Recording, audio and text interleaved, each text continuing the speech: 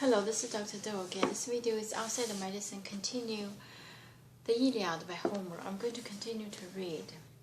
The Lord of Man, Agamemnon, answered warmly, Son of Laertes, I delight to hear you counsel. You have covered it all fairly, point by point. I'll gladly swear your oath. The spirit moves me now. Now will I break that oath in the eyes of any god. But let Achilles remain here for the moment, much as his heart would raise him into war. The rest remains here too, all in strict formation, till the treasure trove is hauled forth from my tent, and we can seal our binding oaths in blood. And you, Odysseus, I tell you, I command you, pick out a young man, the best in your joint forces, bring forth the gifts from my ships, all we promised Achilles just the other day, and bring the women too, here in the presence of our united armies, contingents. Tell Theseus quickly prepare a wild boar for me. We must sacrifice to the son and the father Zeus. But the swift runner Achilles interjected. Field Marshal Atreus, Lord of Man Agamemnon, better busy yourself with that some other time. When a sudden law in the fighting lets us rest, and furies not such fire inside my heart. Now our men are lying mauled on the field, all that Hector, the son of Priam, overwhelmed, when Zeus was handing Hector to his glory. But you and Odysseus urged us to a banquet. I, by God, I'd drive out Argives into battle now, starving, famished, and only then, when the sun goes down, lay on handsome feast. Once we've ever avenged our shame before dawn. For me, at least, neither food nor drink will travel down my throat, not with my friend dead, there in my shelter. Torn on shreds by the sharp bronze, his feet turned to the door, stretched out for burial. Round him comrades mourning. You talk of food? I have no taste for food. That I really crave is slaughter and blood and the choking groans of man. But Odysseus, cool tacticians, try to calm him. Achilles, son of Peleus, greatest of the Achaeans, greater than I, stronger than spears, no small edges, yet I might just surpass you in seasoned judgment by quite a lot, since I have years on you and I know the world much better. So let your heart be swayed by what I say. Now, fighting man will staken of battle quickly. The more dead husks the bronze strews on the ground, the sparser the harvest then, when Zeus Almighty tips his scales and the tide of battle turns.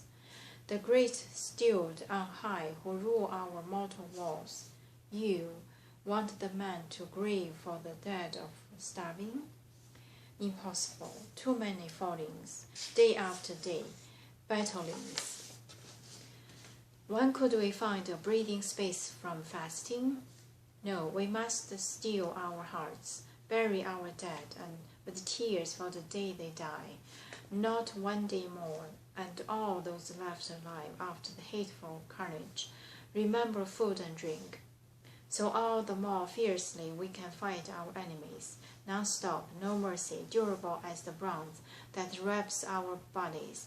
Let no one hold back now, waiting further summons. These are your summons, pain and death to the man who skulks beside the ships. Now, all in a mass, drive hard against them, rousing battling war against these standing, breaking Trojans.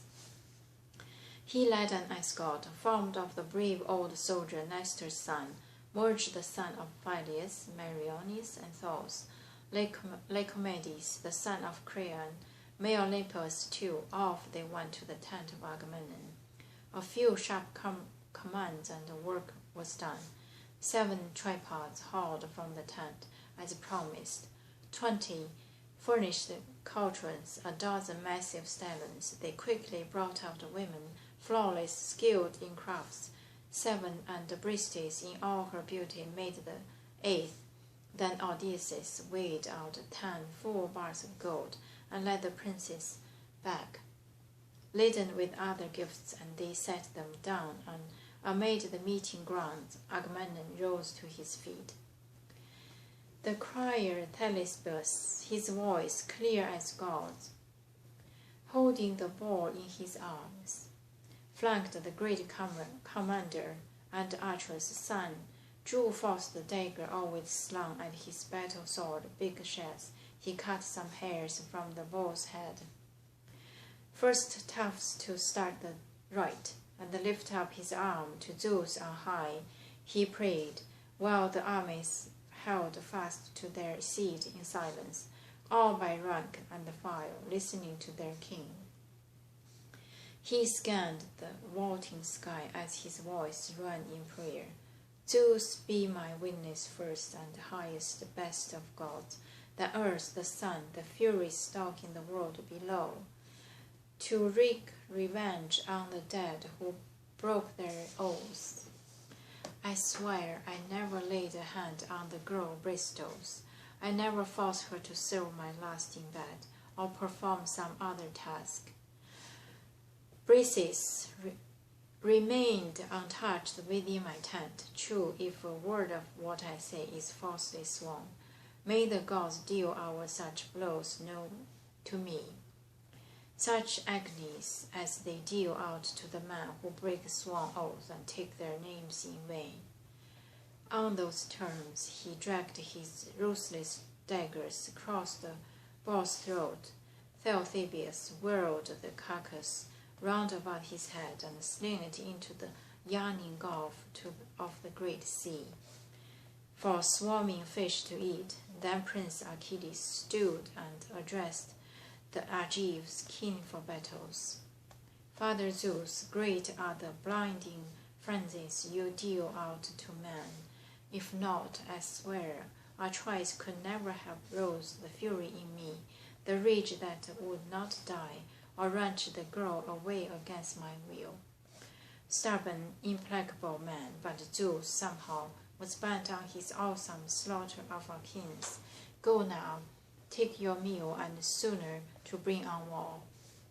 This brusque command dispersed the master quickly. The contingents scattered, each to its own ship.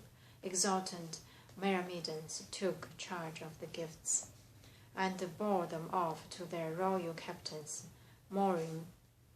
They stood them safe in his shelters, settled the women, and proud henchmen drove the teams to his herds. And so Briseis returned like a golden Aphrodite, but when he saw Patroclus lying torn by the bronze, she slung herself on his body, gave a piercing cry, and with both hands clawing deep at his breasts, her soft throat and lovely face, she sobbed, a woman like a goddess in her grave. Patroclus, dearest joy of my heart, my herald, broken heart. I'm going to stop here today and continue next time. Thank you for watching.